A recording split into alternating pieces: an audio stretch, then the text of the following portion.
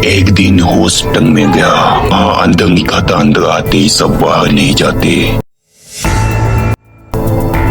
फिर मैंने एक तांत्रिक और 3 चुड़ैलें देखा। वाराणसी की संकरी गलियों में एक नया रेस्टोरेंट खुला था, कंकाल कैफे। उसकी दीवारों पर इंसानी कंकाल टंगे थे, छत से नकली खोपड़ियां लटकती थी और वेटर भी भूतों जैसे कपड़े पहनकर ग्राहकों को खाना परोसते थे। लोग इसे सिर्फ एक थीम रेस्टोरेंट समझते थे। सोशल मीडिया पर इसके वीडियो वायरल हो रहे थे।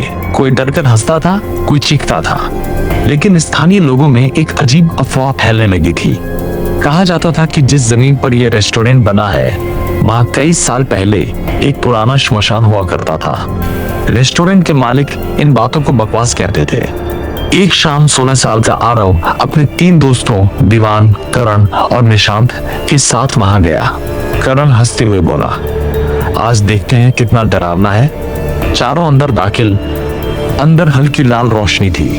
स्पीकर से धीमी फुसफुसाहट जैसी आवाजें आ रही थी। दीवारों पर लगे कंकाल इतने असली लग रहे थे कि पहली नजर में किसी को भी झटका लग सकता था। दीवान ने मोबाइल निकालकर वीडियो बनाना शुरू कर दिया। तभी एक वेटर उनके सामने आया। उसका चेहरा सफेद रंग से रंगा हुआ था।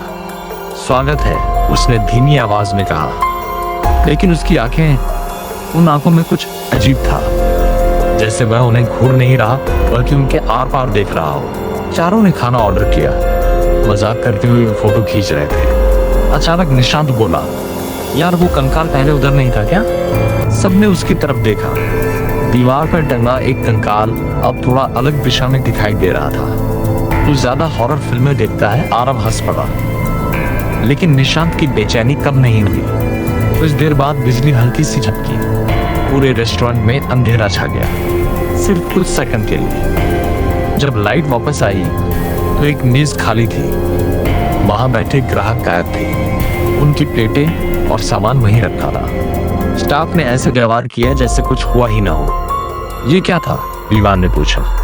एक वेटर मुस्कुराया, सर शायद वो लोग चले गए होंगे सामान छोड़कर। वेटर कुछ नहीं बोला, बस मुस्कुराता रहा। अब माहौल भारी लगने लगा था। आरव ने देखा कि दीवार पर लगी खोपड़ियों में से एक की आंखों के गड्ढे सीधे उसी की तरफ थे। वह जहां भी जाता ऐसा लगता जैसे वो खोपड़ी उसे देख रही हो। उसने खुद को समझाया कि यह सिर्फ भ्रम है। तभी रेस्टोरेंट के पीछे की ओर एक दरवाजा दिखा। उस पर लिखा था, स्टाफ ओनली। निशांत बोला, चलो देखते हैं अंदर क्या है। चारों चुपके से उस दरवाजे तक पहुंचे। अंदर अंधेरा गलियारा था।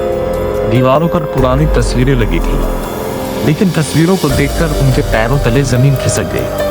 हर तस्वीर में वही रेस्टोरेंट दिखाई दे रहा था, लेकिन तस्वीरें दशकों पुरानी लग रही थी और उनमें बैठे लोगों के चेहरे डर से जमे हुए थे, जैसे तस्वीर खींचे जाने के कुछ पल बाद उनके साथ कुछ भयानक हुआ हो। अचानक पीछे से दरवाजा बंद हो गया। धड़ाम। चारों चौंक गए। करण ने दरवाजा खोलने की कोशिश की, लेकिन वो नहीं खुला। अब गलियारे के अंत में एक हल्की रोशनी दिखाई दे रही थी। उनके पास आगे बढ़ने के अलावा कोई रास्ता नहीं था। वे धीरे धीरे आगे बढ़े। रोशनी एक बड़े कमरे से आ रही थी। कमरे के बीचों बीच दर्जनों कंकाल खड़े थे, लेकिन ये सजावट नहीं लग रहे थे। ये बहुत असली लग रहे थे, बहुत ज्यादा असली। तभी विमान की नजर एक कंकाल की कलाई पर गई। वह कांप उठा। कंकाल के हाथ में एक घड़ी थी, वही घड़ी जो कुछ दिन पहले उसके लापता चाचा पहनते थे। नहीं, ये नहीं हो सकता। विमान पीछे हट गया। अचानक कमरे में धीमी फुसफुसाहट गूंजने लगी। पहले एक आवाज, फिर कई आवाजें, फिर सैकड़ों, जैसे दर्जनों लोग एक साथ कुछ कह रहे हो। आरव ने मोबाइल की टॉर्च जलाई। रोशनी दीवार पर पड़ी। वहां बड़े बड़े अक्षरों में लिखा था, जो अंदर आते हैं सब बाहर नहीं जाते।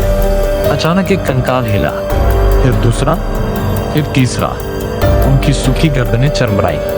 खाली आंखों के गड्ढे उनकी ओर घूम गए। भागो, करण चीखा।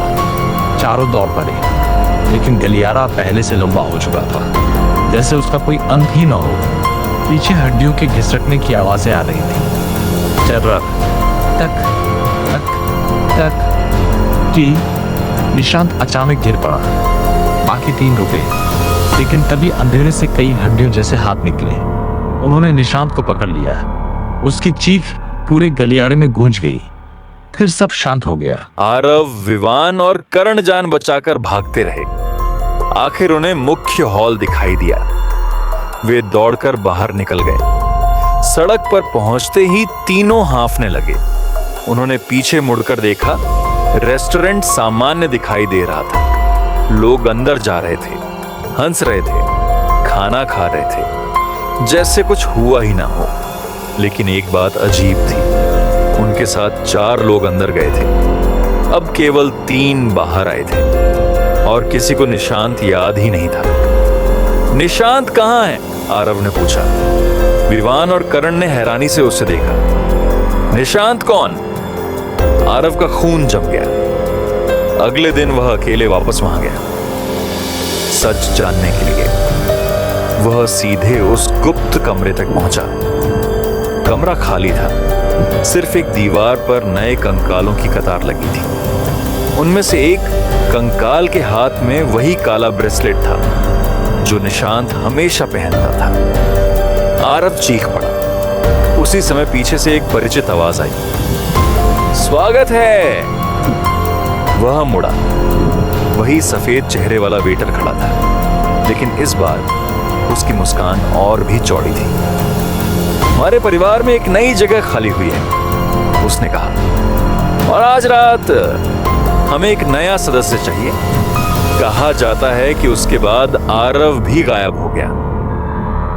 आज भी वाराणसी की उस गली में लोग एक कंकाल थीम वाले रेस्टोरेंट की चर्चा करते हैं और कुछ ग्राहक दावा करते हैं कि दीवार पर लगे कंकालों में से एक मोबाइल पकड़े हुए एक किशोर जैसा दिखाई देता है, मानो वह अब भी मदद के लिए पुकार रहा हो।